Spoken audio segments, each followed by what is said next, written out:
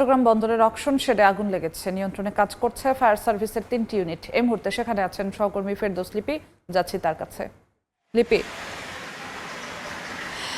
আমরা এই মুহূর্তে যেখানে আগুন লেগেছে তার বাইরে অবস্থান করছে। যতটুকু বিভিন্ন সূত্র থেকে আমরা জানতে পেরেছি, সকাল 8:30টার পর আগুনের সূত্রপাত, এবং আপনারা দেখছেন যে ফায়ার সার্ভিসের গাড়িগুলো এই মুহূর্তে অকশন শেড থেকে বেরিয়ে যাচ্ছে, এবং তারা যতটুকু বিভিন্ন সূত্র বলছে যে 8:30 বাজে যখন আগুনের লাগে তারপরে কিন্তু ফায়ার সার্ভিসের 3টি ইউনিট কাজ শুরু করে, এবং 3টি ইউনিট কাজ শুরুর পর পরবর্তীতে আরেকটি ইউনিট যুক্ত হয়, এবং মোট 4টে ইউনিট আগুন নিবানোর কাজ করে। যেহেতু অকশন শিটে আসলে রাসায়নিক দ্রব্য সহ বিভিন্ন দাহ্য পদার্থ থাকে, সে কারণে আগুন নিয়ন্ত্রণ যদি পুরোপুরি না হয় তাহলে একটা ঝুঁকি থাকে। এই কারণে কিন্তু এখনো পর্যন্ত আগুনের যে তাপ সেটা হয়তো কমে গেছে, কিন্তু আমরা যতটুকু বাইরে থেকে বিভিন্নভাবে দেখতে পেয়েছি ধোঁয়া দেখা যাচ্ছে। ফলে পুরোপুরি না নিভে গেলে যে ঝুঁকিটা থাকে, সে কারণে তারা কিন্তু খুব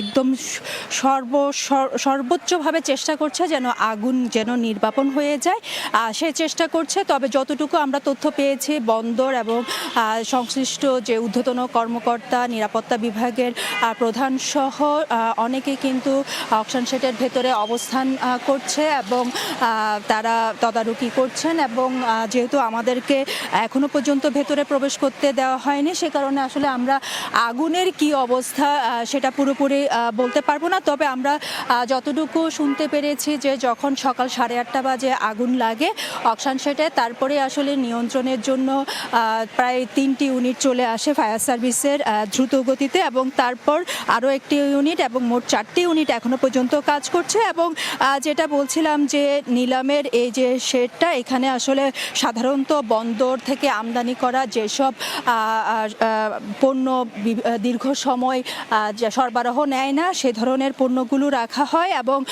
তারপর আসলে এই যে বন্দরের যে বিভিন্ন এলাকা সেগুলো খালি করার জন্য এই সেটা রাখা হয়। এবং এখানে বিভিন্ন ধরনের রাসায়নিক যন্ত্রপাতি, ফেব্রিক্স, গাড়ি, কাঁচামাল সহ ভোগ্যপণ্য থাকে। ফলে এই যে অগ্নিকাণ্ড, সেই অগ্নিকাণ্ডের ফলে যেহেতু পুরোটা সে যদি পুরোপুরি আগুন নিয়ন্ত্রণে না আনা যায় তাহলে অনেকটা ঝুঁকি থাকে। সে কারণে কিন্তু ফায়ার সার্ভিস এবং বন্দরের যে ফায়ার ফাইটাররা আছেন তারা সর্বোচ্চ চেষ্টা করছেন যত দ্রুত আগুন নিয়ন্ত্রণে আনা যায়।